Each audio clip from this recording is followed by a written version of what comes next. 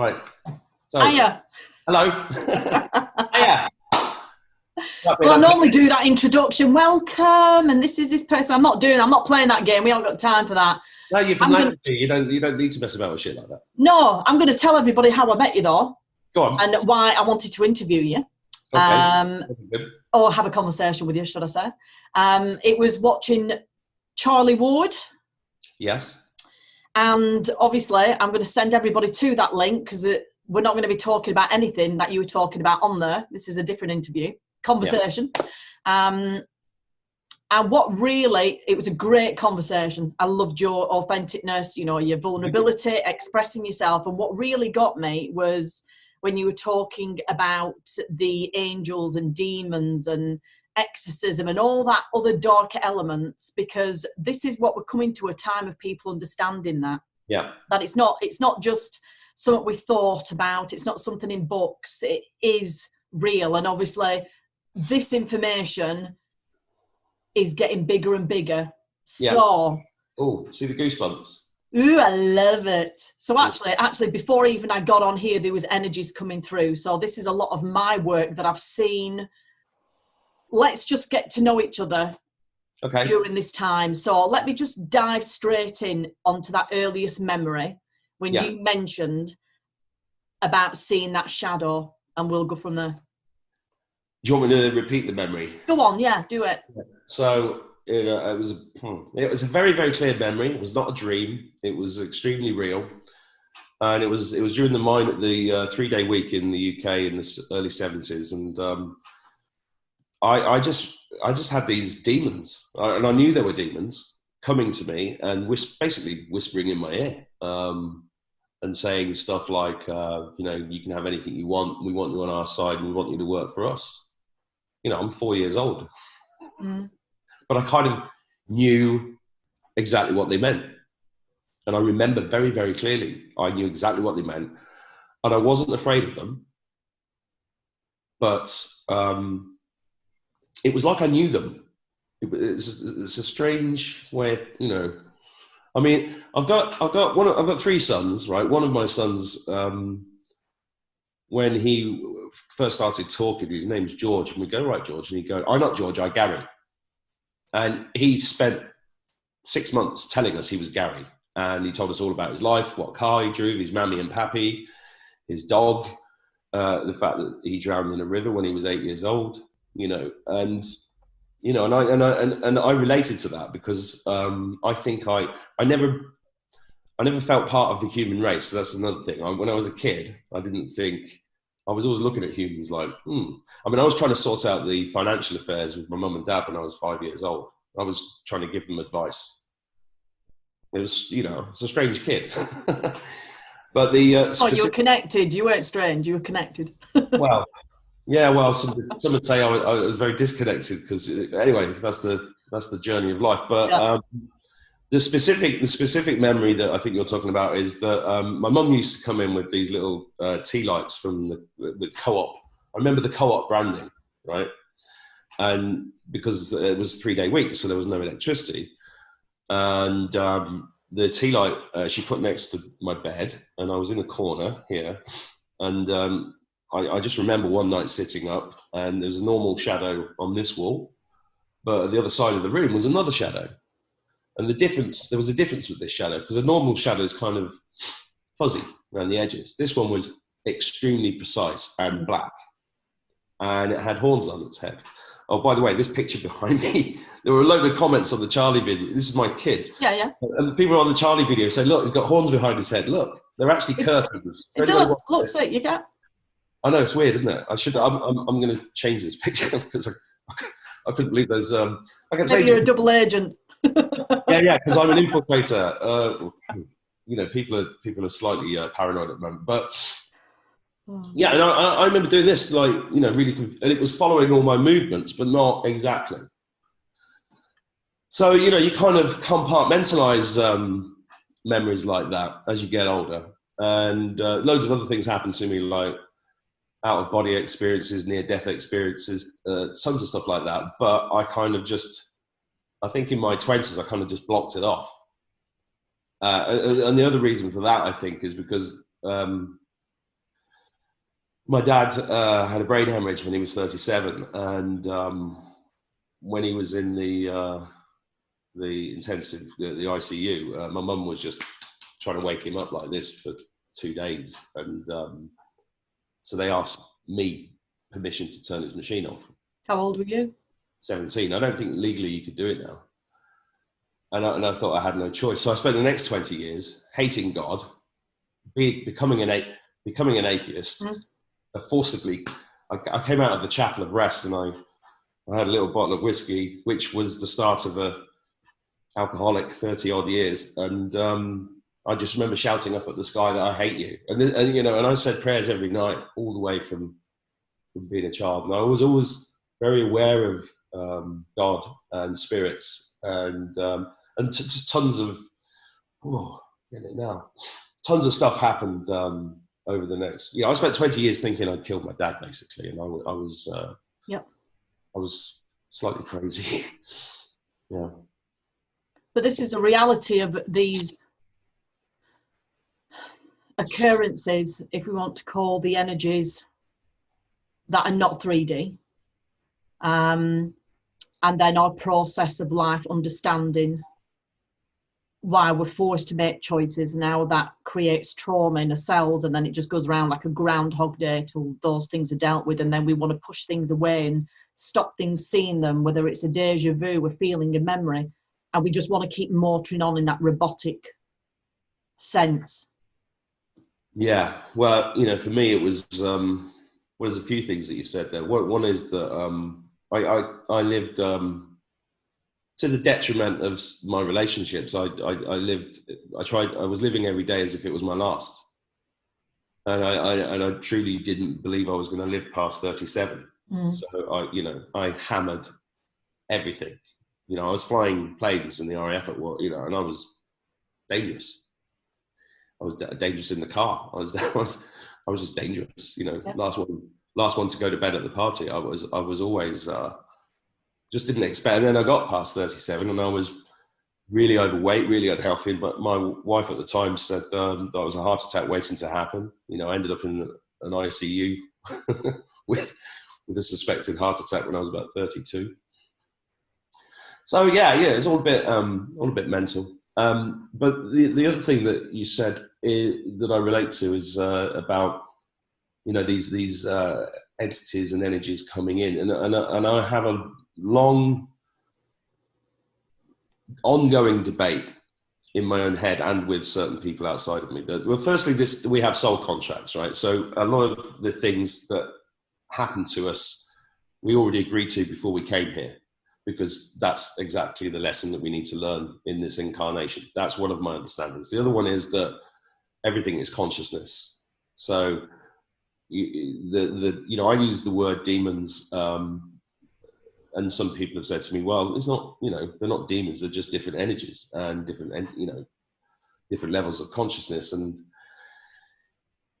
this I started my YouTube channel, and I started talking about this because it's the most interesting thing there is to me, trying to work this out, and I do agree with you that we're at a time now that I totally believe that this is a spiritual war we're in right now. And this is what Christians would call the end times. I'm pretty damn sure that the Mayan calendar was correct, and that world ended in 2012. And since then, there's just been enormous changes in my life personally, but also we're seeing it now manifest, and we're literally in a war of good versus evil right now. And I'm very optimistic about the outcome. Very optimistic, always have been, but also been terrified of it. And also been pushing away my responsibility to myself, pushing away, to some degree, pushing away my spiritual development. And I think I did attract quite a lot of entities. I'm not saying the entities excuse anything that I might have done, but because sometimes I certainly did things that, I'd wake up the next day and go, that wasn't me. That wasn't how I feel. I didn't mean to say that. I didn't mean to do that. That's weird. So I was very aware of it, but there wasn't much I could do about it at the time until I had these suicidal thoughts, which I'd never had before. I used to dismiss people who were depressed. I used to think, I've had lots of friends commit suicide over the years, lots of really amazing people who checked out. And I'd be like, what a waste of life. Why would you ever want to do that? There was one friend in particular called Katie, who was basically my first love. She was an amazing. I always thought she was going to be an author. She was a brilliant girl. I think about her quite a lot. And we'd been together when I was about 18, 19, and we'd split up, but we remained friends. And I think in the Charlie interview, I talk about the Jesus Army that was in my village, the religious cult, and the leader of that religious cult had abused my dad, and one of the doctors within that cult had molested me. And Katie her mum was deeply involved in that cult in the 60s or 70s, I think. And Katie had quite a traumatic childhood, and I don't know how traumatic. I know that her parents split up, but she ended up studying theology at Manchester University, and I've just got an image of her studying then. Have you? Oh, yeah, and she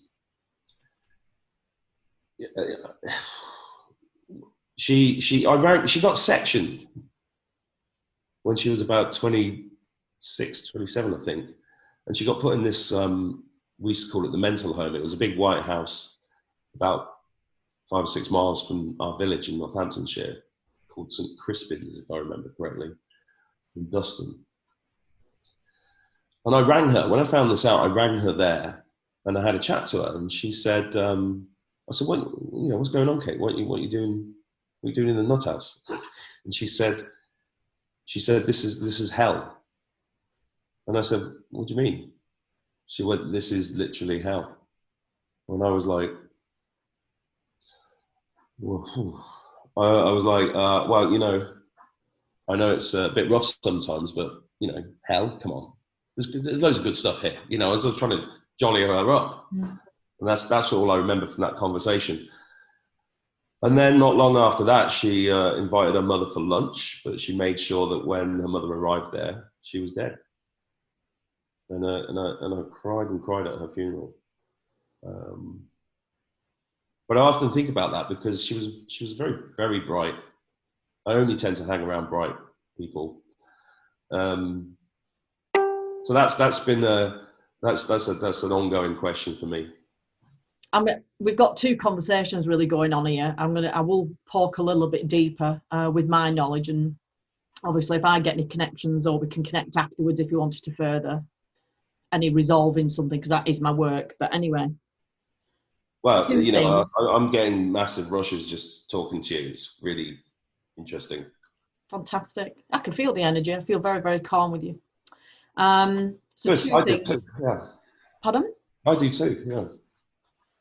It's like old mates getting back together, just having let's catch up. You are very familiar. Yeah. In fact, somebody said that to me yesterday. I got a message from a guy yesterday. I'm going to interview very soon for the channel, and it's amazing. I got this. I just couldn't believe it, because I didn't plan on saying this stuff on Charlie's show. It just sort of came out, and then I got this message from this guy saying exactly the same thing happened to me, and I got all these voice messages, and I was like, I didn't even listen to it. I just rang him straight away. And I was like, so I'm not mad then, and neither are you. And he said, no, I've been removing entities from people. Exactly the same thing happened to me. I was like, oh my God.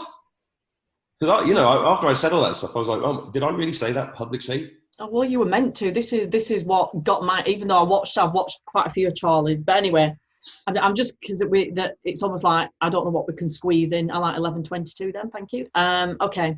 So there's 3 things. I know there's the entity things, because to me, I know people call them entities. The way that I see it, because we're in a consciousness that is being recycled over and over, and we're in this, because obviously I'm thinking about time, in a third world. Let's call it, we are in our third world. That's why they call it a third world, like poverty, to remind our cellular ancestral DNA, this is what you are, this is what you will be. They do it in so many things, with a food, with war, the repetitive things that are very subliminal. but they are in our consciousness, and we do not consciously connect with it to understand it. We just believe it and accept it and acquiesce, and we're them puppets and robots. That's what we can be like. But just seeing all these entities, to me, there are so many frequencies because of different dimensions, different timelines. Yes, I do believe we choose things before we arrive, but also we choose things midway if we want to do timestamps or walk-ins or walk-outs, or it can get so wowzer. It's it's really worth like a 2-hour conversation to understand it in those moments in time and feeling the darkness and feeling the light. It's that thing where people want to separate it, like, oh, I am the light, and we're all of it. You're constantly in this union of every single split second of every single moment of where you choose to go with it in the division. And these energies are waiting all around, whether it's light, whether it's something that wants to do its negativity and just use its force of energy, because that's what it's here to do, and to guide you as well, to learn you in, or to remember of what you are meant to be doing next or not to do.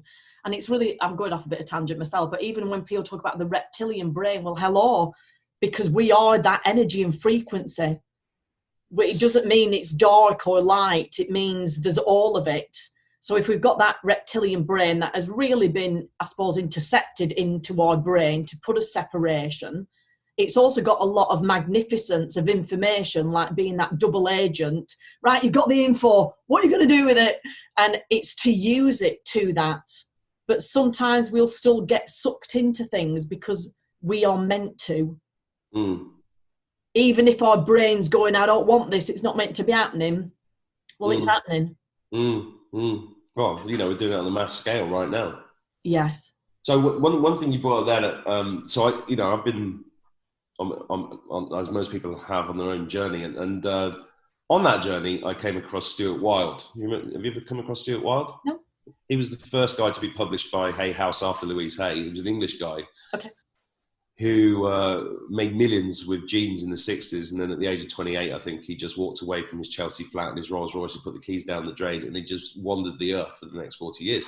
Now, when I read his book, I think the first book of his I read was called The Infinite Self, which changed my perception massively. And one of the things he talked about in that book was his search for the mystery schools. Okay. So I started searching for the mystery schools. For anybody who's never heard of them, basically, if you look at all the secret societies and everything else that's going on in the world, there's a huge amount of knowledge hidden from us. This has led me to conclusions that magic is real, and it is. The law of attraction is real, and the law of karma is real, and all of these things are real, but it's all hidden from us. So as kids, you don't get taught any of this stuff. And so in the mystery schools, one of the things that I read, and I'd be interested in your opinion on this, is that Lucifer, for want of a better term, created this world as a facsimile of the real earth. And it is a kind of soul, he built it as a soul trap. So when we die, we think we go to heaven. You see the light, you see relatives, you go up there. That's real. I know that's real. And you think you're in heaven, and then you come back down again, right? But there's kind of a roof on it. And it's just a recycling of your own soul. And you just come back again and again and again and again and again. And that's not where we're supposed to be. So where we're supposed to be is up there. And there's another earth that's bigger, and it's got more different colours, and it's more beautiful, and it's peace and harmony, and there is no trap. I think I've explained that correctly. Does that ring any bells with you? It rings a lot of bells with me. In different ways, to see that we are an entrapment, and through the entrapment, even in our sleep, we can come out that trap in whatever way that is, because it's a very individualistic consciousness in the consciousness of what if there's 8 billion people on the planet, then it's 8 billions of those consciousnesses going wherever you go. So yeah, we keep falling into that trap. It's like the infinity sign. We keep falling into it and falling into it. For many different reasons. It could be for how you kept believing on this planet, whether you were, you carried on with the drugs, as in the pharmaceutical industry, how you just weren't being your true self, how you just kept being the puppet, the acquiescence of being the trapped energy. Also as well, to keep coming back to be able to, if you want to call it, be a savior, be a helper, a healer, a fixer, that you've got the answer and you want to tell the world this is the way out. So obviously this I've always been very worried about doing that. And I'm always very wary of people that say they've got the answer. I mean, I'm all about the questions, but I've never met anybody that's got the answer. There is no answer, but in their consciousness there's an answer. And if you get how many consciences getting all the answers, then can you imagine the amount of answers there are? Because it's not one. This is one of the interesting things I found about ayahuasca, because I've drunk ayahuasca about 10 times. Okay. And when I did it, the first time I was terrified, but then it was an extraordinary experience. But what I couldn't understand is that it was sold to me like this. Well, it wasn't sold to me. I mean, it was actually my wife at the time who discovered it, and then we started looking into it, and I went before she did. So it was given to me like this was, you're going to learn things that you need to learn. Ayahuasca is the grandmother. She's going to be harsh on you. She's a spirit. I mean, I didn't get any of this. I remember when the guy rang me up and just to see if I was right for it, he was talking in language like, you know, she's going to do this and she's going to do that. And when you sit with the grandmother, and I was like this, he's talking about a fucking drug. What's he going on about? But anyway, I went. And that was really brilliant for me, because it was a massive step, because it was a really big step. You know, I grew up terrified of things like, because I was a pilot and we were told, you know, never take LSD, never do anything with DMT in it. So I actually had a serious fear of it. And actually, well, I won't tell you that story yet.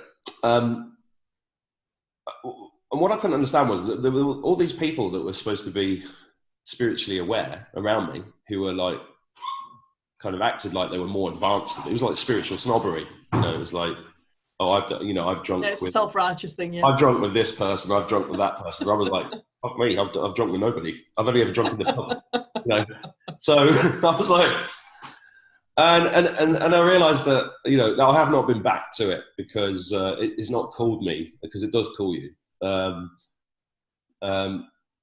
And I couldn't understand how all these spiritually aware people were so stuck. You know, some of them are not. Some of them are really, you know, wonderful, advanced and beautiful human beings. I'm not saying that about everybody that I've met doing it. I'm just saying that I did notice that, you know, some people had done it like 100 times and were still stuck in their own shit. And it wasn't really advancing them at all. But maybe, you know, again, it's your personal journey, right? Yeah. But I had that as a kid. I mean, I used to go to the church, the village church, and it was a very special place for me, because my great-grandfather, Joe, was very involved in the church. On his deathbed, he gave me the Bible, and he was crying his eyes out, and he said that all the answers are in here. You know, and in the R, when you can go through the codex and the encrypted and the well, yeah, we learn a lot more about it later on, but he said all the answers are in here, and you know, and I was devastated when he died. But he used to climb up the steeple in the village, and he'd go and fix the weathercock. And he was a hero to me. He never had any ropes, you know. He just so he was a legend to me. But I remember looking around at some of the people that went to on Sunday. They went to the church. They're in the best gear, and I knew things about them. And I was like, oh, well, he's going there like a man of God, but I know what he did last Thursday. And even as a kid, I was like, So I've always been very, I don't know where I'm going with this, but I've always been going. I've always been very wary of, you know, people who say they've got all the answers, and they have a, you know, it's like George Bush saying that he's a Christian. You know, no, you're not. Come on, obviously you're not. And going, I believe in God. No, you don't. You're a liar. You know, and they use this shit, and I get quite indignant about it, to be honest. But that's all right. Yeah, I was meaning more like it's not one answer, but it's billions of answers. And then you can see why I'm pretty disappointed now. I thought I was coming on here for the answer. No, you're coming to share. I've been sold a Lancashire kipper. Well, this is what I mean. Literally, these conversations you can see why they can go on for hours. Oh, you make it for days. I know that. It's this entrapment of the planet. So the entrapment, there is a force field. Whether that's still being broken through. When we see the rainbow, it's almost like to remind us of our entrapment. It's like, yeah, it's beautiful. Look at the beauty you're attracting to. Well, it's like a dome. I mean, Tesla there was a picture. I'm a big fan of Tesla. It's like a dome, isn't it? It's not a planet. It's a realm. Well, what is it? I mean, we can see so many things. Is it a consciousness, a flat? When we look at stars, but then you go outside of the perimeter, if you want to call it, that there's no stars, it's a black sky into the nothingness, and that's not just with NASA, that's with just general people. But NASA, you mean not a space agency? Pardon? You mean not a space agency? That's right. Something a bit more real. Too similar to Nazi Operation Paperclip. Anyway, that's another story. It totally is. But do you think this lifting of the veil, right? Let's just crack into that. Is that happening? Because I think it is. Yeah. I mean, my son's going, 11, and I'm like, yeah, I see these all the time. Yeah. And this has been happening to me with additional, and psychic, I am so psychic now, it's ridiculous. I literally, every day, 20 times a day, think somebody, they ring, all that, that's all the simple stuff. I'll tell you what I'm going to, go on. Sorry, go on. No, you go. So, what I'm asking you is, could you enlighten me a bit on what you think is happening right now, and this veil lifting, 3D, 5D, that's kind of stuff that is that somewhere you want to go with this chat or not? I'm happy to do that. I was going to convert. If we get time, or we do it another time, we'll converse about other things. Because I was going to talk about the mental health, a bit, and like you said, and the place of nutters. And then actually, but we can get back to that or not. No, I'm happy to talk about that actually, because one of my best friends is an artist, a really brilliant artist. I was talking to him last night, and he wants to come on my channel. I said, "What do you want to talk about?" He said, "Well, he got sectioned when he was like 24, 25." And he said to me, he's very consistent with his version of events. He said, when I was sectioned, I saw this. And I was like, saw what? This lockdown. Everybody's in a mental institution now. Everybody's getting masked up and ready for their medication. The whole world is a mental institution. And I saw it. And I saw the world burn. And that's why he's such a good artist, because the stuff he does is really powerful. Mm. And I was like, well, I'm more optimistic than that, Dale. I think we're going to be all right. Well, again, it's perception of words, isn't it? Because when somebody has a vision and how they decipher that vision, it doesn't always mean like saving the fire. Well, we are burning because we're purifying. So to me, I'm going to look at it on that aspect.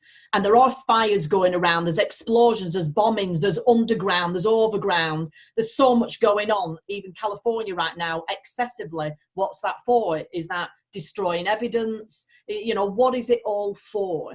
So to me, even like with I'm going to be, I'm saying I've got to be careful. If I get deleted off YouTube, I get, what the heck ever, who cares? I like that attitude. It's to even look at, the things that are going on. If you want to mention the bomb explosions in Beirut, to look at, there are certain points that are they're like biggest industries of like the cocaine deliveries and stashes, deleting evidence. We're talking about gateways and portals, the things that are not, you can't put in the news going, well, today at 6 o'clock, it ain't happening. You can't. When you tell the truth, they run. They don't want to know. And that's why we are going through this slow exposure, but at the same time, it ain't slow. It's not slow. It's like, you're going to see it. You're going to see it, and you have to see it, because if you don't see it, it's going to be so hard for you to at least fall over, flat on your face, clonk your head and get back up again. You've got to see it. Well, that's why I've been talking about this stuff on my Facebook page for years, because, I've been seeing, when the lockdown starts, I got loads of messages saying, Mark, what's going on? And I was like, I didn't realise that people actually were looking to, people who I didn't even, there was a store, they never liked any of my posts or anything. They just come out of the blue. Says, well, you seem to know what's going on. What's going on? I was like, I don't know, I'm just trying to work it out myself. But, I was aware of the paedophile rings, the Satanism, and all of that stuff years ago. You know, and I had to go through my own. And I always felt, funnily enough, I always felt like I was being prepared. And when I went on Charlie's show, and when I started my channel, which I'd never thought about doing, I got so many messages, people going, well, it's about bleeding time. And I was like, oh, was I supposed to do this? It's really funny, isn't it? It is. And we're in a consciousness that's on so many levels. And that's why we just can only be in our space at that time, wherever we're projected to, wherever we're magnetized to. And we're going to have different emotions, whether it's sheer joy, you know, burn the bastards, you know, or, you know, the love and light, whatever that is, because it is shaking through not just our physical, emotional, I don't like the word mental, that's a crap word, but, you know, the mind and the brain, the functioning, there's much more going on. We could even, if you want to call it, be feeling Mother Earth, that when we're feeling fired up, Mother Earth's fired up going, you ain't burning my place down any longer, I'm in charge here. And we could be feeling that vibration. We could be feeling the Lebanon stuff, and then we have the sadness, and then we have the anger. Well, yeah. We're sending our healing or whatever we want to do along the portals, the gateways, the dragon lines, whatever we can do on this phenomenal planet is whatever we're here to do in our unique, magical way. Well, that's the wonderful thing, because you're seeing, you know, one of the phrases I started using at the beginning of the lockdown was heroes rising, because you're starting to see people just speaking, singing, writing, whatever they're doing, and you can see it. It's wonderful, you know. And it's this, and then you've got this wave of bullshit from the mainstream media, just terrifying the hell out of everybody. And it's like, it's a real, you know. But actually, when I was doing that at the beginning, I was pushing it back. It was wearing me down. Now I'm just like, it just washes through me. And they're giving themselves away. They are showing themselves up so ridiculously. It's like, actually carry on. Yeah, please carry on. Yeah. Please, I want everybody to see this. You know, and that's a wonderful thing about this. I mean, Q calls it the Great Awakening, and you know, I'm not saying that I'm a devotee or anything. I just read the posts and I take it on board, take the information. I loved the question that Trump got the other night. I thought his answer was unreal. Did you see that? Which one? The reporter said lots of questions. Which one? No, that was the first time QAnon was mentioned by a reporter, and she asked him directly that said that QAnon people think that you're saving the world from a satanic paedophile ring that are eating children. Yeah. And he went, are they saying that? Are they saying that? Well, you know, is that a bad thing? Yeah, exactly. Wow. Exactly. It's the code words and the things that he says. And I think that's that thing. People worried they get sucked in. They're listening to one person who's suddenly coming out with great information. And I think you've just got to keep flowing in and out, diversing. And if you stick with something, you stick. I'm hearing a lot of things, you know, like even Gregory Hallett, or there's something negative. Do you know what? The reality is there's so much happening. Yeah. And if it just brings you a peace and a calm that day, or gives you hope into something, then just enjoy it. Yeah. If you're seeing the other side of it, because I'm seeing other people where they're giving a lot of information away, and you might look at them and go, oh my God, they're amazing. What they're saying, what they believe, what they know. And you know, some of these people actually, further beyond their energy field, they're actually selling out because they don't want to get caught. So a lot of spiritual people or leaders, because they've been put you there to get you in the loop. I've been lost in it. Hands up, I've been lost in it. I might get sucked in again. Like, oh shit, you know. And I'll retract. I did know, but then I was going with that hope and that part of me, which is like, you know, just what a beautiful world, you know. It's just like Warrior-S time. I'm not playing that game now. To see, we're going to keep seeing the truth, and people are going to sell out. People are selling out, not just even in Hollywood, but people are selling out because it's almost like, don't see me last, see me last. When you say selling out, do you mean financially or on a soul level? Soul. Because they don't want to be seen for the truth of who they are, that they have this information. If you want to call it a double agent, because we've all been a double agent of somewhere, because that's the greatness of it. If I've looked at all the pathways or timelines, I've done some horrendous things and still seen horrendous things now that I've had to know that information and this has been decades of work, this has been like all my life, you know, the times where you feel like you're going crazy, that it's like nobody can possibly understand that information, and then everything just constantly makes sense every year, every decade of my life, leading up to know why I do what I do and why I'm going to continue doing what I'm doing.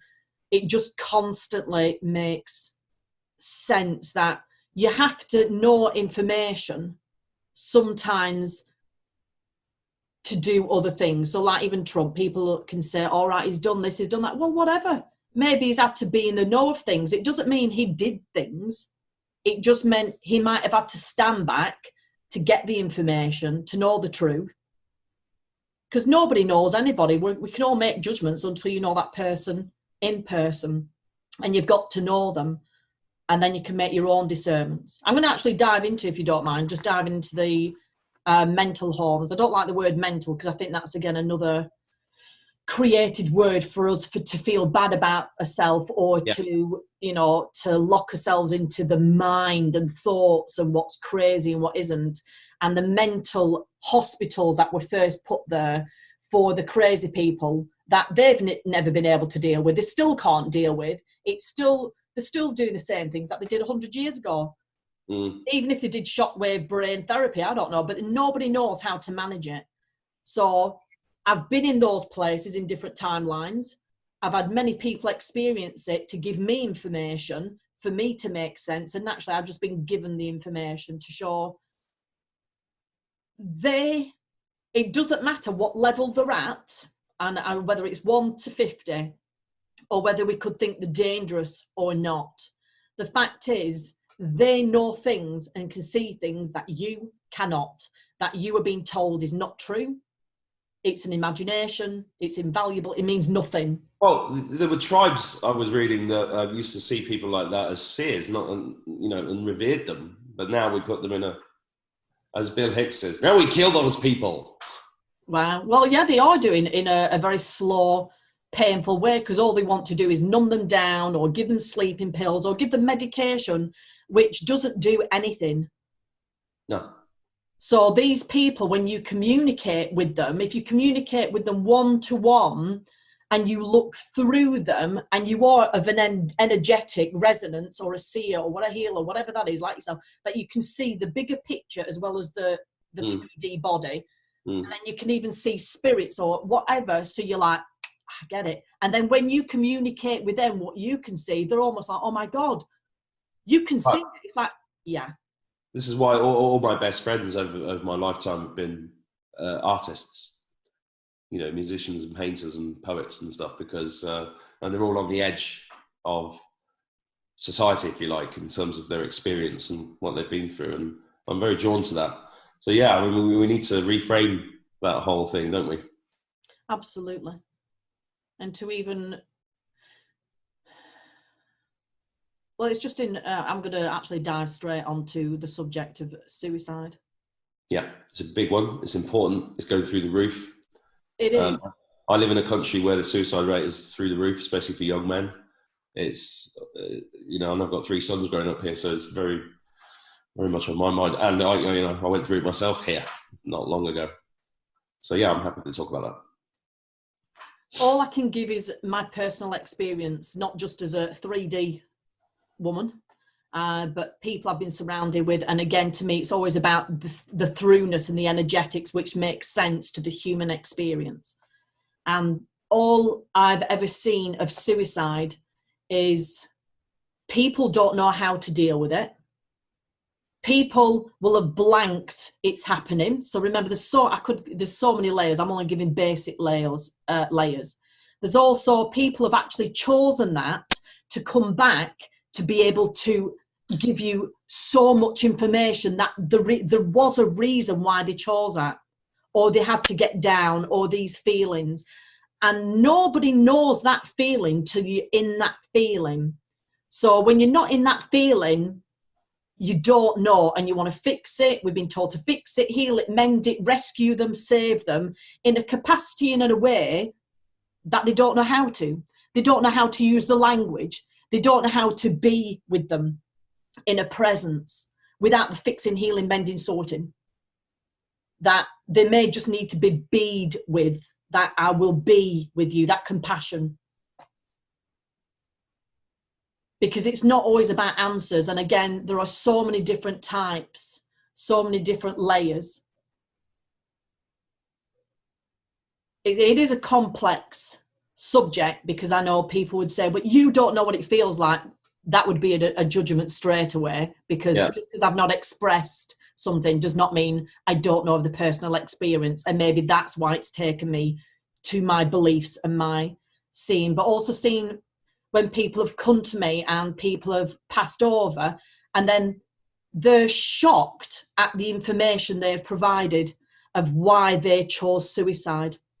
And then how now that mother is working with them while they're passed over, they're here, and they work in alignment together.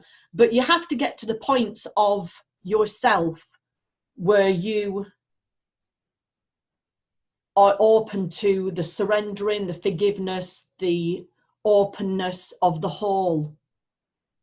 Because as a mother, and I know it can be as a father, it's that umbilical cord, that connection, and I know it very deeply of what that feels like. And even to turn around and say, if you need to go, it's all right. That people just don't, they want to look at it to fix it, or you don't know what that feels like, because they are locked in that pain, and they're going round in that Groundhog Day, and the children, if that is so, is saying to them, they're like tugging at them or stroking their hair, going, no, look at me, see me, I want to tell you. I want to tell you what happened. But when you're locked in that grief and that 3D, you can't hear and see. No, you can't.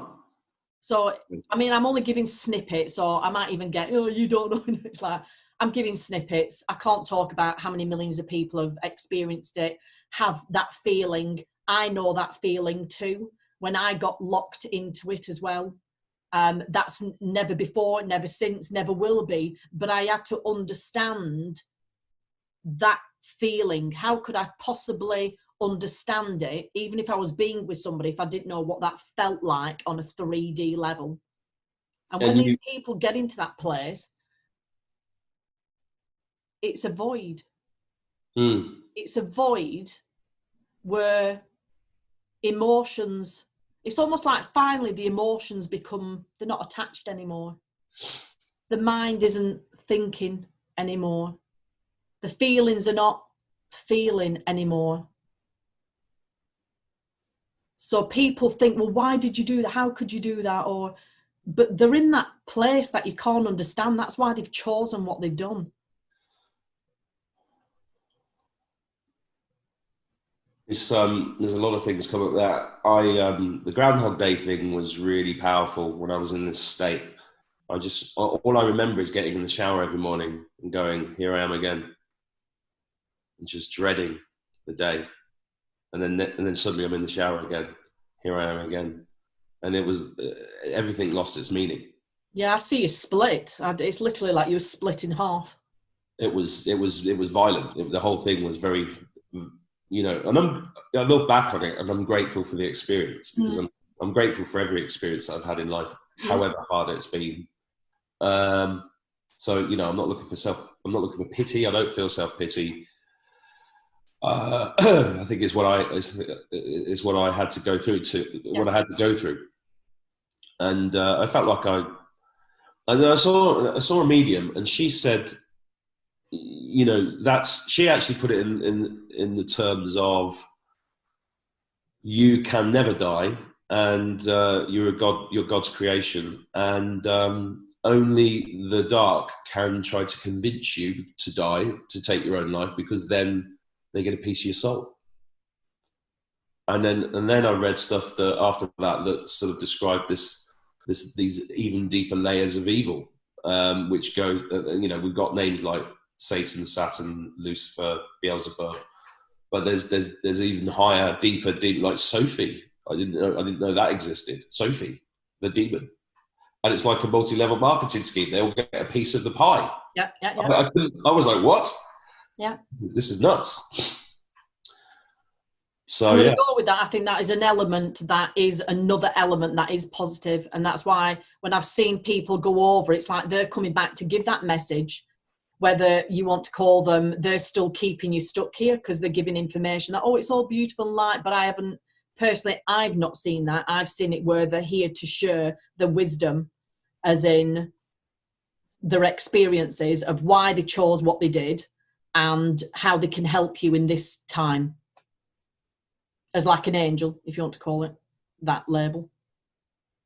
yeah. Well, you know, I said in the talk that angels and demons come through people, and I include myself. Well, this energy comes through you, and you know, there were specific people that helped me beyond belief. You know, and I'm so humbled by their help.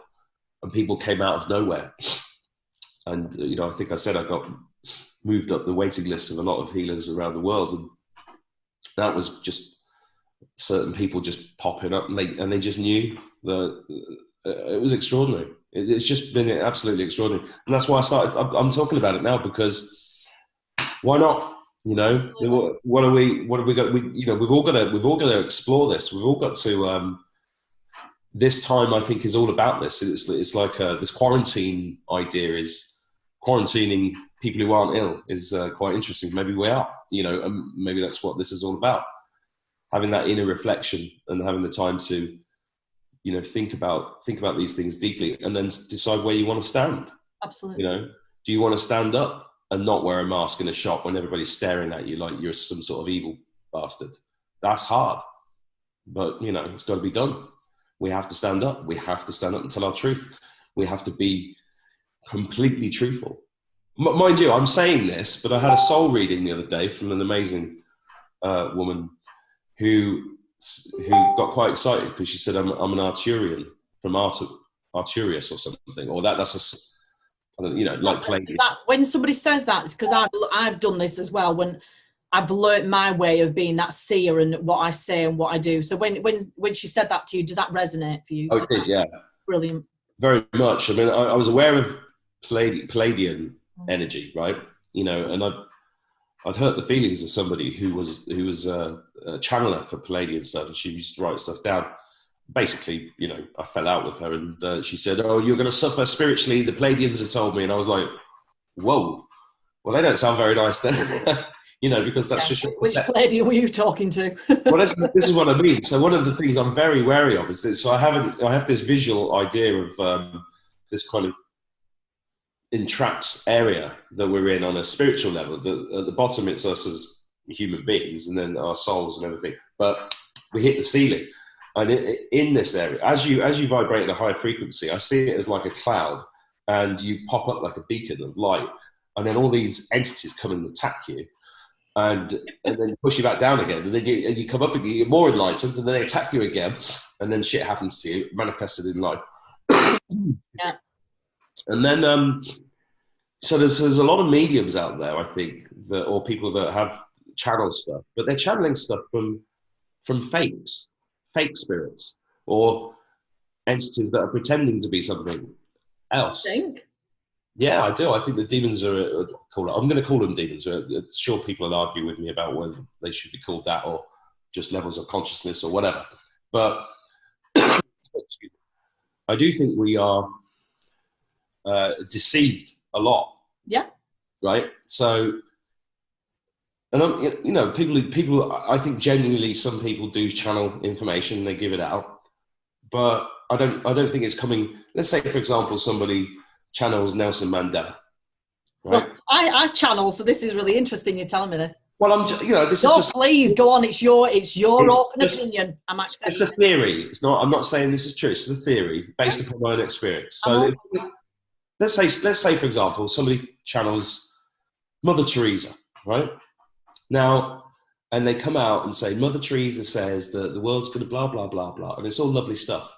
And then you find out that Mother Teresa was actually a child trafficker. Yeah.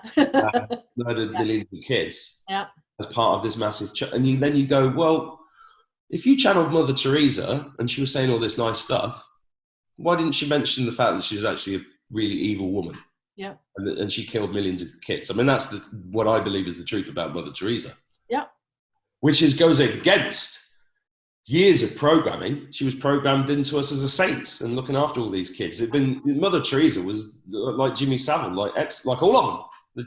They're put right in our faces as heroes, saviors of children, saviors of children.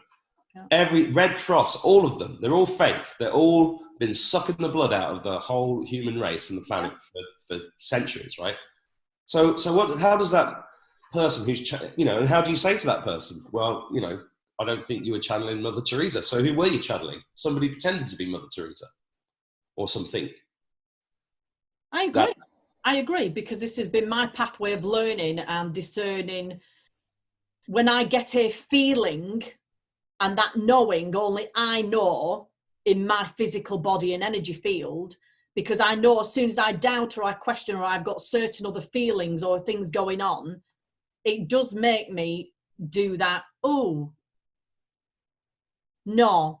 So I've even noticed right now, it's like, no, I definitely know, just because you've told me it, I'm doubting it, so no. And then I just take myself back to what I know and go, and I'm sticking with that. I don't care if you give me a vision or a saying, it really doesn't matter. It's about, like you're saying, the information that comes through, depending on the level you are on or where you are at in that moment, what you're accepting, if you're with somebody and working with somebody, it's the whole intertwined thing. All I know is if it was of benefit, then great, because it might be just that next step up, and that is it. So sorry. Go on. I was going to say, if it was easy, none of us would choose to be here. Well, exactly. This is like the best theme park in the universe, being a human being on Earth, isn't it? Oh, your higher self's like this. Give me more pain. Give me more shit, because that's what I came here for. Because I love that stuff. I've got the horse train now. I want that one where I'm sat at the top and I'm looking down at everybody, and I'll slowly go along. Yeah, so it is very interesting. I think for us to come to a close of this anyway, I don't know if you want to have another conversation another time, but let's talk more. I mean, I didn't know what we were going to talk about today, but I know that we could go. It might be a good idea to tell me what you want to talk about before, and then I won't go off, because I just go off on cul-de-sacs and tangents and all sorts. Well, so. I don't know what I wanted to talk about. I had a couple of bits which we've done, and just to quickly go on to that bit when you said you went to see a medium, and then she mentioned you about doing exorcism, like you say, entrepreneur exorcism. Yeah, yeah. I was a bit shocked by that. Yeah. So what have you done with it? Well, I've this is one of the reasons why I called my channel Adventures in a Meat Suit, because I was taken by this idea that we are spirits having a human experience, and somebody said that's, you're a ghost in a meat suit, and I thought I quite like that. And then when I started thinking about that, some of my friends said, "Oh, no, the connotations, because of all what's going on with blah blah blah." I was like, "Well, I want to reclaim it. I want to reclaim that thing, because that's going to be behind us." And I do see my life as, even as a kid, I saw my. Do you remember those comics where there was all those little men inside the head of the person? I can't remember. Oh yeah. George and I think it's Numbskulls or something. Numbskulls, that's it. Yeah. I always felt like I was driving this body. It was like me driving it, and I was like, "Oh, I can do this. Is great. I can do stuff. This is, it's like the best ride in the universe, isn't it? And what an amazing vessel to be in." But I always identified with the idea of I was piloting this ship. So this spirit, that ghost in the meat suit thing, resonates with me enormously. So what's the question? The question is about demons, right? So exorcism.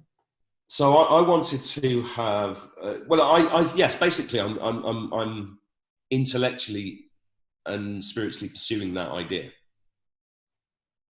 And what's really interesting, you popped up. This other chap that I'm going to speak to in a couple of days, hopefully. He's doing it. He's doing exorcism. He's removing entities from people. And I'm like, and he couldn't believe that I said this on the channel, and we're going to have a fantastic chat. And as soon as I saw his face, I knew him. Yeah. And I'm like, okay, if that's what I'm here to do, that's what I'm here to do. Because I do know what they're like. I know what they can do. I've seen so much pain and death and destruction in my own life with me, but also with other people that I've known, that I feel like, well, okay, if I'm still here, how am I going to make use of my life in the most positive way? because what's my purpose? I mean, I've got a career. I've done lots of different jobs. I'm very good at certain things. I've written a book on one subject. I know how to do things, but is it my purpose? So when she said it to me, it did resonate with me, and I am, I do feel like they're a bit afraid of me. Who? The demons. Well, I've learned this. It almost, I feel to the point now, everything I know is this walking encyclopedia. Even if I've done, no matter what I've done with channeling my books or the things that I can speak to or seeing, it just feels like I feel at peace now because I can get it out. I know that I'm going to get it out more and more and more and more, and it's just going to make more and more sense and more and more sense and more and more sense. Wow. That this is the reality. It feels like that to me. I feel so much better that I've come out of the closet. Well, I've been doing all the work I've been doing all the years. I always applying to the mainstream to fit in or to turn it into mindfulness. And it's like, I've got to the point now, it's just stuff that I know what I do. I know what I'm fantastic at.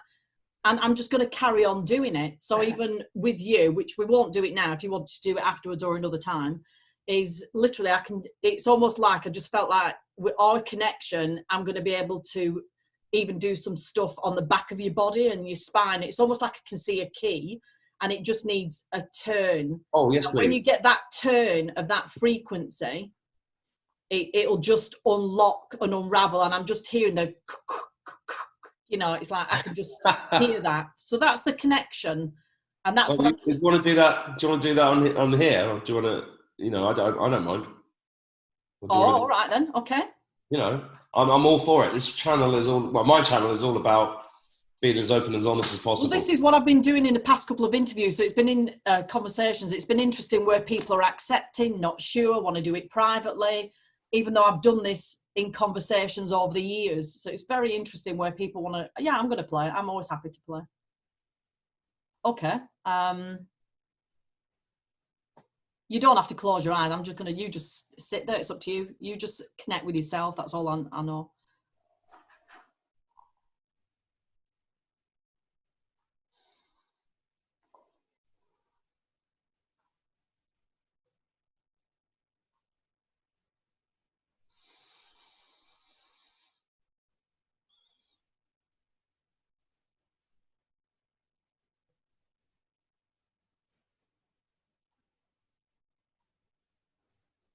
I'm just doing some alignment in your hips because your hips were just really heavy on your right side.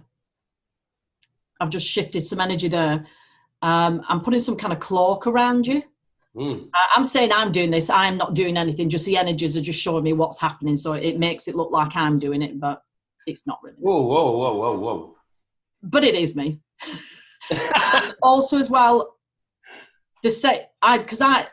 have you gone to have you something to check on your chest? What? Did I say this the other day on the Charlie Show? I went for an ECG last week. All right then, okay. I missed that. So for me, all I'm getting is there's nothing wrong with you. There's nothing wrong. No, that's what the doctor told me. I was like, you sure? It's your fear. That's all it is. And it's literally like I just want to. I'd have to do this separately because I just feel literally like I'd have to set a time with you for 30 minutes. So it's all that holographic energy. I know people like being with me, doing energy work, but sometimes it's more stronger when you're not with me. Well, I understand quantum stuff, so yeah. It's just that thing where people get that emotional attachment to me. Yeah. So when they're separate, it's like they just be with themselves and they're more actually accepting. So I just feel like I've just got to do some work on your heart, and it literally reminds me of, you remember the bagpuss and the feeling. Oh God, yes. We will build him. We will. Whoa! There once was a cat who lived in a window. I love bagpuss. Probably made by some paedophile. I love that. Someone's going to ruin that now. Oh, Please don't take bagpuss away from the more kids. you've absorbed the energetics with laughter. Well, what I do, you know, the wise phoenix, what I'm seeing is it's almost like the petals in your heart, they are gold, but they're a bit creaky, like they need oiling. So it's literally like I just feel like I need to do each petal. I can feel this. This is really unbelievable. So, well, if I'm doing it now and we don't need to do the 30 minutes, maybe my head's just used to doing that. But it's just like, it's just peeling all that, and it just needs, and it starts to become feathers. I'm not putting this on. I can feel this.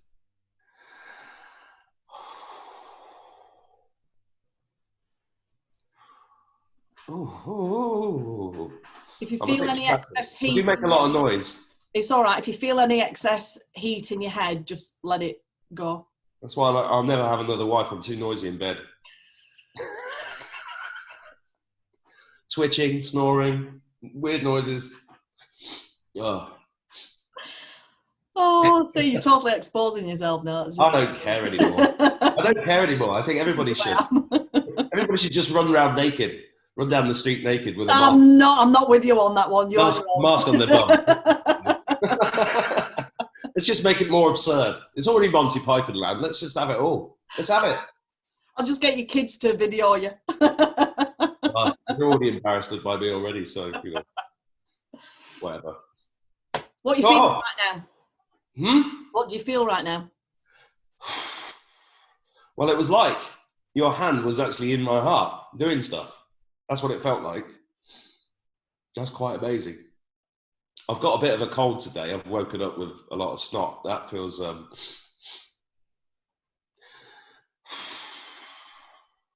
yeah, I feel slightly...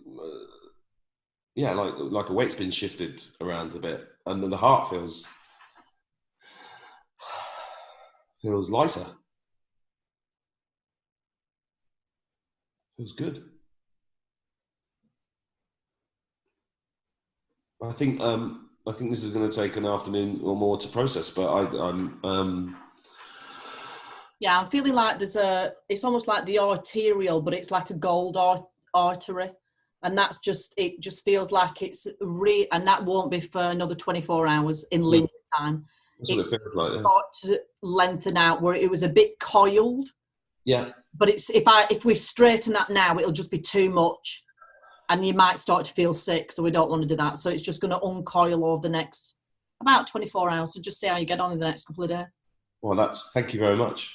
Oh, you're so very welcome. We're going to have another conversation, and let's see where it takes us. So good to chat. Oh, you're amazing. You're amazing. I want to learn more. I love learning. Man. Yeah. Well, thank you. Thank you very much. Until next time. Until next time. Adios. Au revoir. Bye to the beautiful people. Until next time. Oh, thanks. Yeah, sorry. There are people watching this. I forgot all about them. Bye. Bye.